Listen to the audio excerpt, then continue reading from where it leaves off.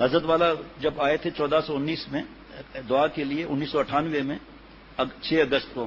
فرمایا ایک اخلاص یہ بھی بتاتا ہوں کہ ایک آدمی خوب خرچہ کرے مگر اپنے شیخ کے مدرسے میں نہ دے، اور مرید بھی تو یہ کیسا مرید ہے، سارے دنیا کے مدرسوں میں یا اپنے مدرسے سے کو دیتا نہیں، ساری جگہ دیتا ہے مگر شیخ کے مدرسے میں نہیں دیتا، فیصلہ کر لو یہ مرید کیسا ہے، یہ شیخ کی محبت کا حق ادا نہیں کر رہا، جبکہ پتہ ہے شیخ کا کوئی سفیر نہیں ہے، کسی کے گھر نہیں جاتے، دکان پر نہیں جاتے، بھائی شیخ سے اس کو لگاؤ تو ہے۔ جبکہ حضرت عبداللہ ابن عباس رضی اللہ عنہما حضور صلی اللہ علیہ وسلم کے چچا کے بیٹے ہیں، جن کے تفسیر کے علم کے لیے حضور صلی اللہ علیہ وسلم نے ہاتھ اٹھایا کہ اللہ میرے چچا زاد بھائی عبداللہ ابن عباس رضی اللہ عنہما کو علم تفسیر دے دے۔ آج دنیا میں وہی رئیس المفسرین وہ لکھتے ہیں الشیخ فی قومہ کالنبی فی امتہ، شیخ اپنے مریدوں میں ایسا ہے گویا جیسا کہ نبی اپنی امت میں ہوتا ہے۔ فرمایا گویا اگر نہیں لگاؤ گے تو فتویٰ لگ جائے گا، انبیاء علیہ الصلوۃ والسلام کا دروازہ بند ہے، جیسے علماء انبیاء علیہ الصلوۃ والسلام کے وارثین ہیں نا، وہی کا دروازہ تو بند ہو گیا۔ آپ صلی اللہ علیہ وسلم آخری نبی ہیں، ان کے وارثین آتے رہیں گے قیامت تک، موجود ہے آئے، موجود ہے آتے رہیں گے۔ پھر جو صبح کو اب دوبارہ بتا رہا ہوں، جو فجر کے بعد بیان ہے اور جو بدھ کے دن تخصص میں بیان ہوا تھا علماء اور طلباء اور مشائخ کے لیے، وہ میرا مشورہ ہے کہ حاصل کر لیں وہاں سے، آپ نماز کے بعد دعائیں دیں گے انشاءاللہ تعالی آپ لوگ۔ جناب مثل ہوتا ہے، یہ تفسیر روح المعانی میں لکھا ہے، یا شیخ جہاد کا اعلان کر دے تو مرید اپنا الگ جہاد نہ کرے بلکہ شیخ کے ساتھ ملک کی فوج میں تعاون کرے۔ تو یہ اخلاص کی بات کہتا ہوں کہ جو کروڑوں خرچ کرے اور اپنے شیخ کے کاموں میں حصہ نہ لے تو ایسا شخص محض مرید ہے، اس کے ساتھ دل میں تعلق نہیں ہوتا، جو جبکہ دیکھ بھی رہا ہے کتنا بڑا کام ہو رہا ہے۔ ایک آپ صلی اللہ علیہ وسلم کی دعا ہے کہ دنیا کے علماء کا رزق اے اللہ منتشر فرما دیجئے۔ سمجھ لو یہ مکہ مکرمہ میں بیان ہوا تھا برمکان انجینئر اعزاز صاحب کے یہاں، اور 1991 میں ہفتے کے دن بعد فجر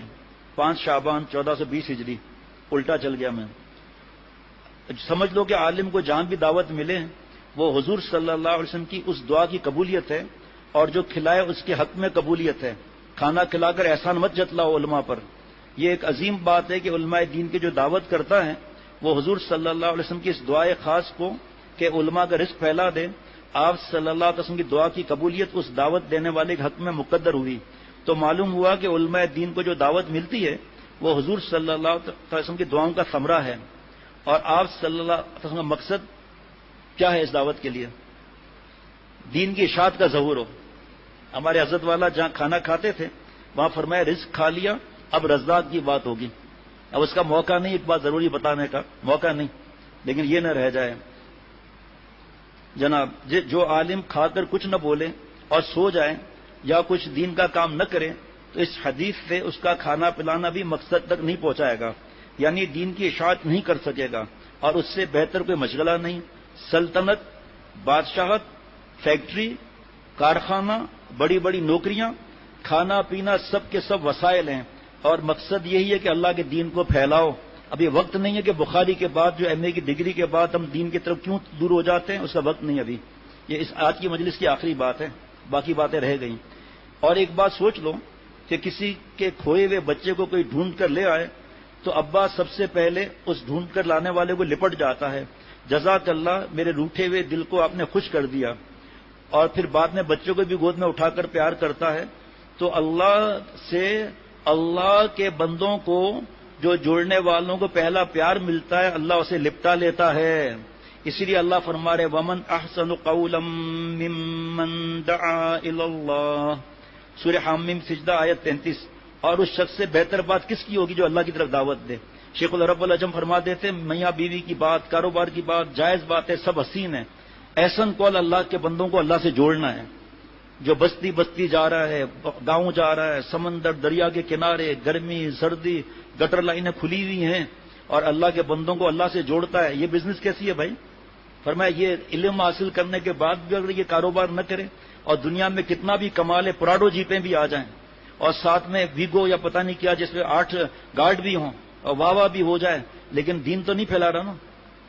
پڑھا تو نہیں رہا، تڑپ تو نہیں ہے اس کو،